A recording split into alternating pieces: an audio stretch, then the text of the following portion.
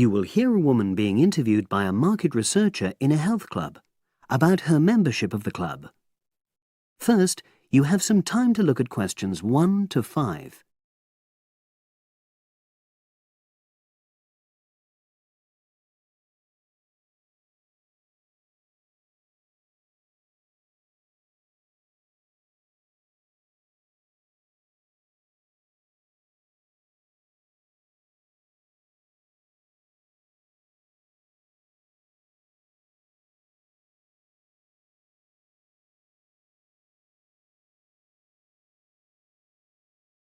You will see that there is an example which has been done for you.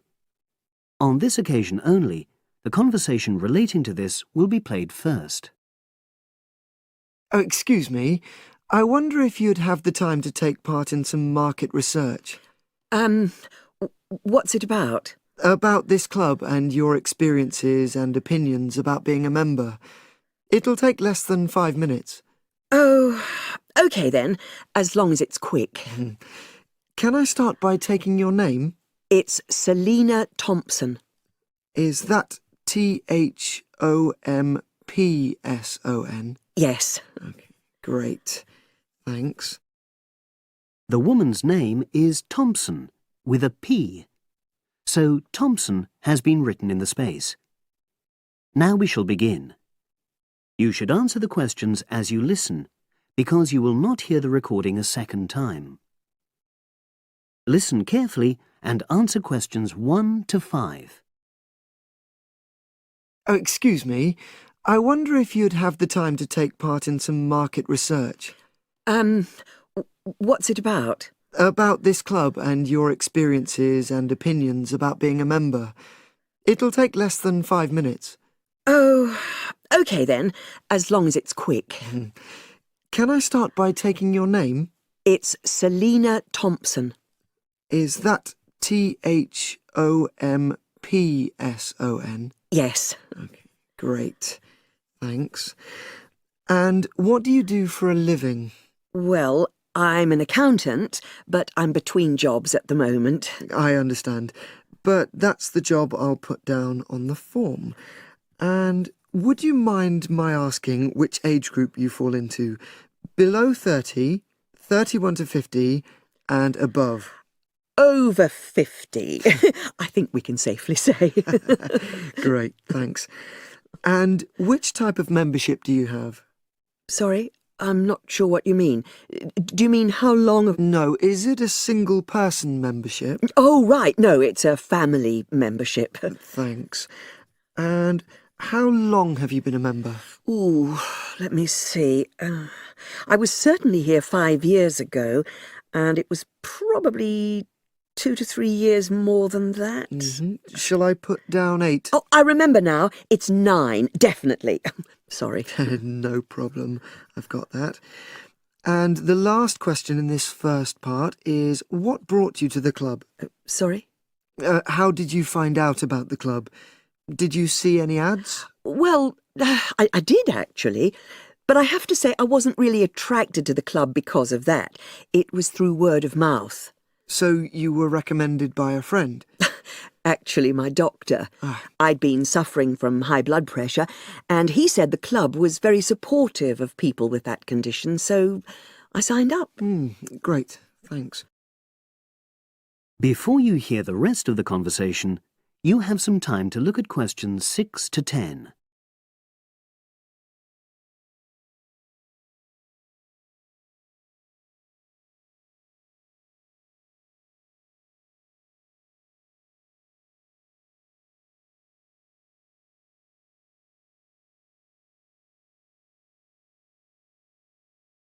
Now listen and answer questions 6 to 10.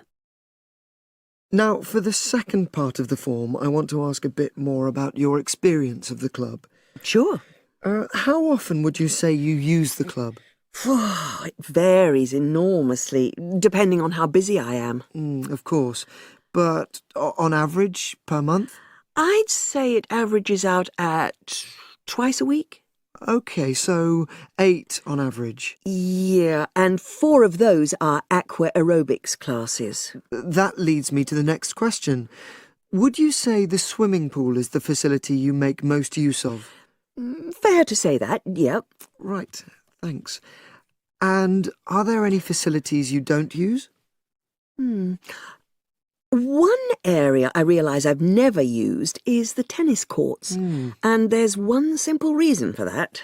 You don't play tennis? Actually, I'm not bad at it. Oh. It's that I'm not happy having to pay extra for that privilege. Oh, right. I've made a note of that. Thanks. Now, in the last section, are there any suggestions or recommendations you have for improvements to the club? Only about health and fitness? Anything at all? Well, I'd like to see more social events. Oh. It isn't just a question of getting together for games or classes, but other things, you know. Yes, sure. And another thing that I was thinking when I had my yoga class in the gym last night, we were all sweltering in the heat, was that I think they should put in, or, you know... Air conditioning. That's exactly what I mean. The rooms are really light and well designed, but they do need proper installations. Sure. Well, I've made a note of that. Good. So, is there anything else you'd like to suggest? About quality of service, for example? Oh, everyone's very nice here. They couldn't be more friendly and helpful. Oh, but I tell you what, it's a shame the restaurant isn't open in the evening on Saturday, and Sunday as well, for that matter. Oh. So, the club should... Open it later on those days. OK. Well, thank you very much. That's all the questions I have. That is the end of section 1. You now have half a minute to check your answers.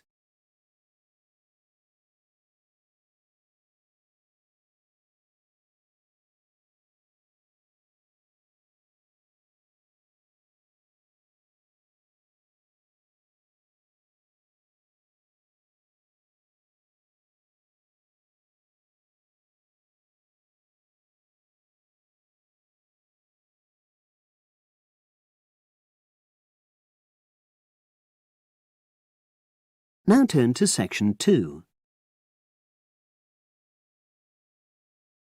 Test 1, section 2. You will hear a trainer giving a talk to people who want to learn outdoor survival skills. First, you have some time to look at questions 11 to 16.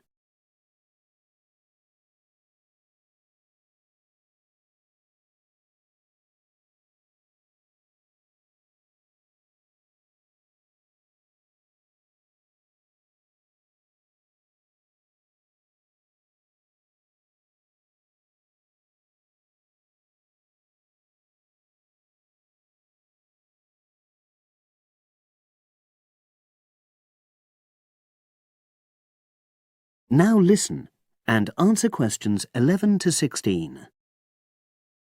Good morning, everyone, and welcome to our outdoor survival program. As you know, this week you'll be learning some of the basic information and skills you need to look after yourself independently in the outdoors. These first 2 days will be based here in the classroom, and then we'll be taking a camping trip to put into practice some of the things you've learned. I'm going to start off with the topic of food. And to start with, I'll describe just 2 methods which we'll be putting into practice at our camp, and which make use of natural resources, the steam pit and the bamboo pot. I've got 2 posters here to make things clearer, and I'll start with the steam pit here. To make this, you'll need some dry sticks, some grass, some loose earth, and some stones. And for this week only, some matches. The first thing you do is to dig a shallow pit in the place you've chosen to do your cooking. Let's say about 25 centimeters deep and 30 centimeters wide. Your sticks have to be a bit wider than the pit because you have to put a line of them along the top from one end of the pit to the other. Before setting light to these, you take some large stones and arrange them on top.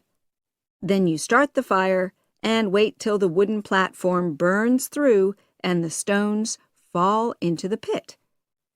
At this point, brush away any pieces of hot ash from the stones. You can use a handful of grass, and then take another stick and push it down into the center of the pit, between the stones. After that, you cover the whole pit with a thick layer of grass. And then you can put your food on it, wrapped in more pieces of grass, like parcels.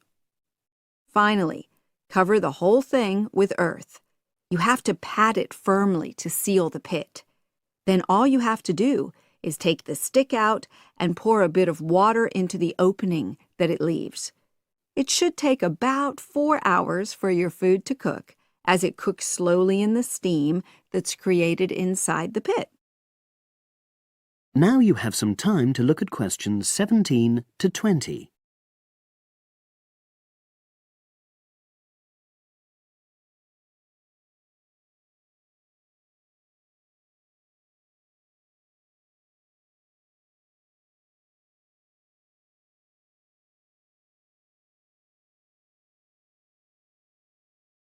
Now listen and answer questions 17 to 20.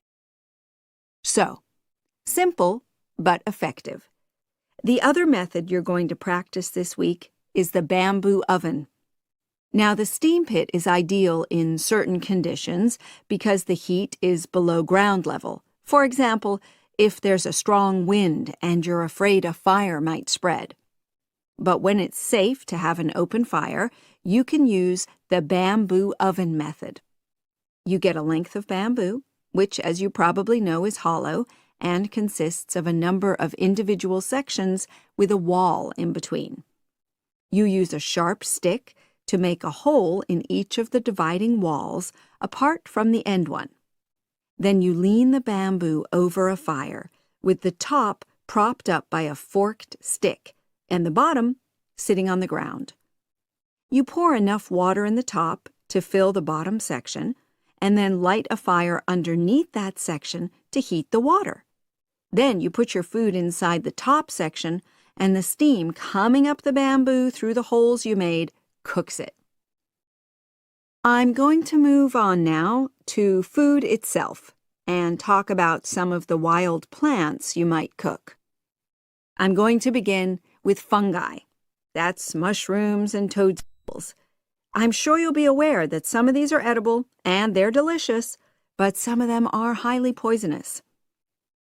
Now, whether they're poisonous or not, all fungi that you find in the wild should be cooked before eating, because that helps to destroy any compounds in them that might be mildly toxic. But be aware that any amount of cooking won't make poisonous varieties any safer to eat. Unless you can definitely identify a fungus, you should never eat it. It's not worth the risk. And you need to be really sure, because some fungi that are poisonous are very similar in appearance to certain edible varieties. They can easily be mistaken for each other. So, having said all that, fungi are delicious when they're freshly picked, and although they are only moderately nutritious, they do contain minerals which the body needs. I'll move on now to leafy plants, which are generally... That is the end of section 2. You now have half a minute to check your answers.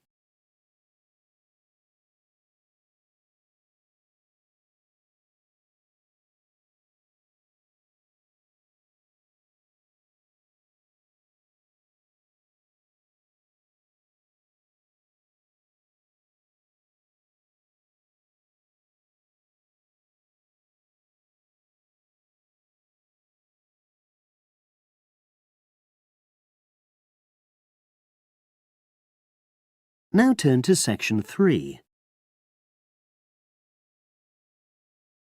Test 1. Section 3.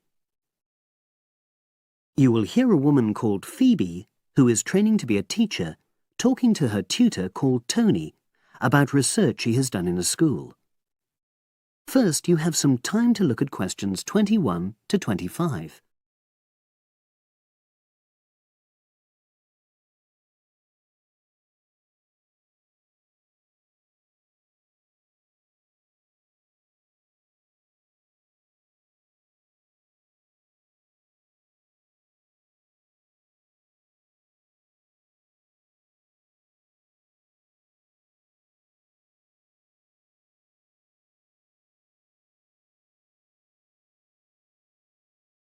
Now listen and answer questions 21 to 25.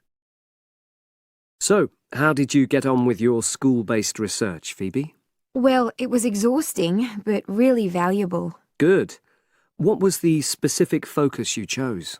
My title is Attitudes Towards Study Among 11 to 12-year-old Pupils. Right, and what made you choose that focus? Well, that's a bit difficult. Lots of my classmates decided on their focus really early on, mainly on the basis of what they thought would help in their future career, in their first year's teaching. So that's what helped you decide? Actually, it was that I came across a book written by experienced teachers on student attitudes, and that motivated me to go for the topic. Okay. So what were your research questions or issues? Well, I wanted to look at the ways students responded to different teachers, particularly focusing on whether very strict teachers made teenagers less motivated. And from your research, did you find that was true? No, not from what I saw, from my 5 days observation, talking to people and so forth. Okay. We'll talk about the actual research methods in a moment, but before that, can you briefly summarise what your most striking findings are? Well, what really amazed me was the significant gender differences.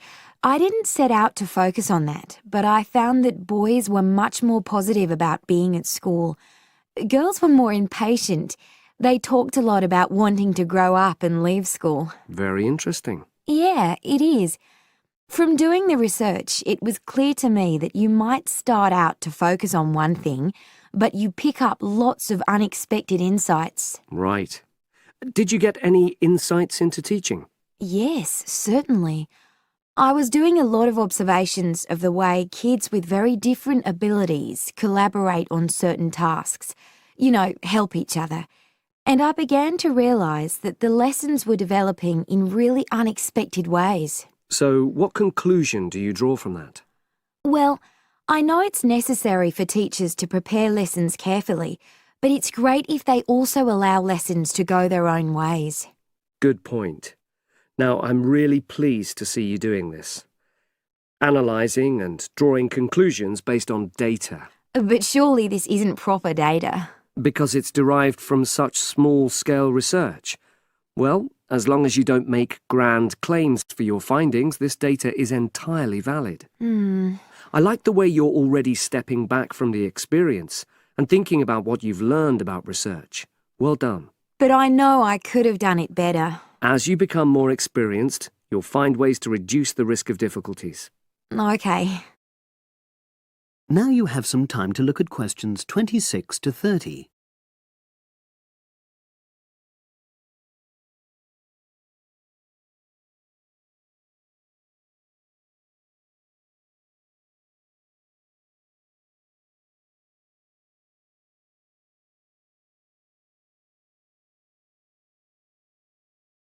Now listen and answer questions 26 to 30. So, let's look in more detail at how you gathered your data. Let's start with lesson observation. Well, it generally went quite smoothly. I chose my focus and designed my checklist. Then teachers allowed me into their classes without any problems, which surprised me. It was afterwards that the grueling work started. Yeah, it's very time-consuming, isn't it? Making sense of analysing your observation notes. Absolutely. Much more so than interview data, for example. That was relatively easy to process, though I wanted to make sure I used a high-quality recorder to make transcription easier. And I had to wait until one became available. Right. And did you interview some kids as well? In the end, yes. I talked to 10, and they were great. I'd imagined I'd be bored listening to them, but So it was easy to concentrate. sure. One of the teachers was a bit worried about the ethics, whether it was right to interview young pupils, and it took a while for him to agree to let me talk to 3 of the kids in his class, but he relented in the end. Good. What other methods did you use? I experimented with questionnaires, but I really regret that now. I decided to share the work with another student, but we had such different agendas it ended up taking twice as long. That's a shame. It might be worth you reflecting on ways you might improve on that for future projects. You're right, yeah. Okay. And the other thing I did was stills photography. I didn't take as many pictures as I'd hoped to. Lack of time? It's pretty easy just snapping away, but I wanted each snap to have a purpose, that would contribute to my research aims, and I found that difficult. Well, that's understandable, but remember... That is the end of section 3. You now have half a minute to check your answers.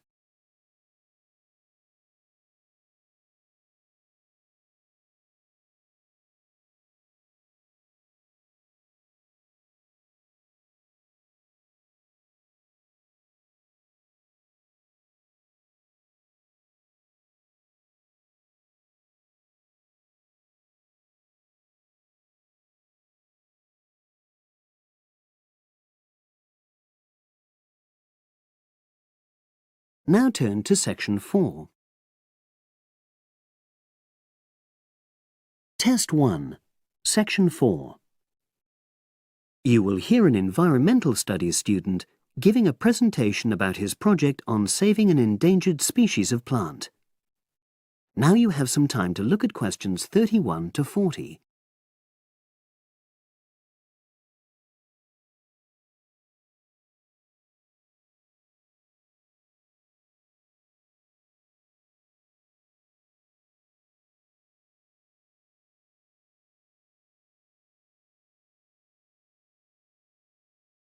Now listen and answer questions 31 to 40.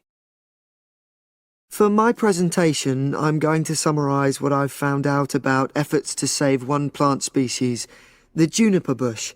It once flourished in Britain and throughout the world's temperate zones, but over the last few decades has declined considerably. Before I go on to explain the steps being taken to save it in England, let me start by looking at some background information and why the juniper has been so important in cultural as well as ecological terms, historically and in the present day. Firstly, I want to emphasise the fact that juniper is a very ancient plant. It has been discovered that it was actually amongst the first species of plants to establish itself in Britain in the period following the most recent Ice Age. And, as I say, it has a much valued place in British culture. It was used widely as a fuel during the Middle Ages because when burnt, the smoke given off is all but invisible, and so any illicit activities involving fire could go on without being detected. For example, cooking game hunted illegally. It also has valuable medicinal properties. Particularly during large epidemics, oils were extracted from the juniper wood and sprayed in the air to try to prevent the spread of infection in hospital wards. And these days, perhaps its most well-known use is in cuisine, cooking, where its berries are a much valued ingredient, used to flavour a variety of meat dishes and also drinks. Turning now to ecological issues, juniper bushes play an important role in supporting other living things. If juniper bushes are wiped out, this would radically affect many different insect and also fungus species. We simply cannot afford to let this species die out.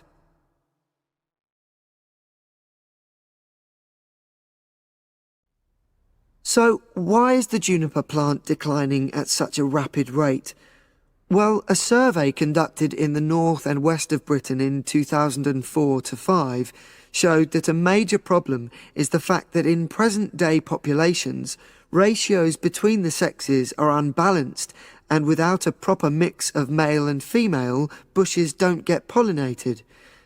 Also, the survey found that in a lot of these populations, the plants are the same age, so this means that bushes grow old and start to die at similar times, leading to swift extinction of whole populations. Now, the charity Plant Life is trying to do something to halt the decline in juniper species. It's currently trying out 2 new major salvage techniques, this time focusing on lowland regions of England. The first thing it's trying is to provide shelters for the seedlings in areas where juniper populations are fairly well established. These, of course, are designed to help protect the plants at their most vulnerable stage.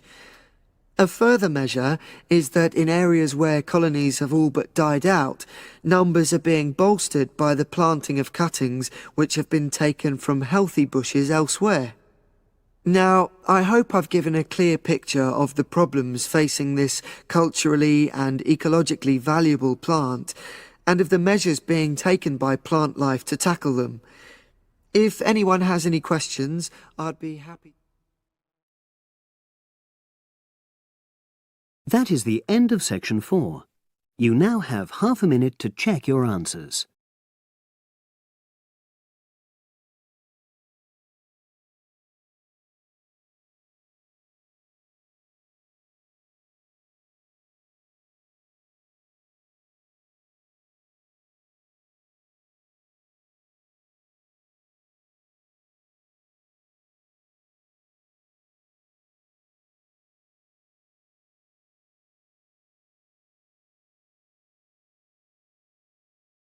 That is the end of the listening test.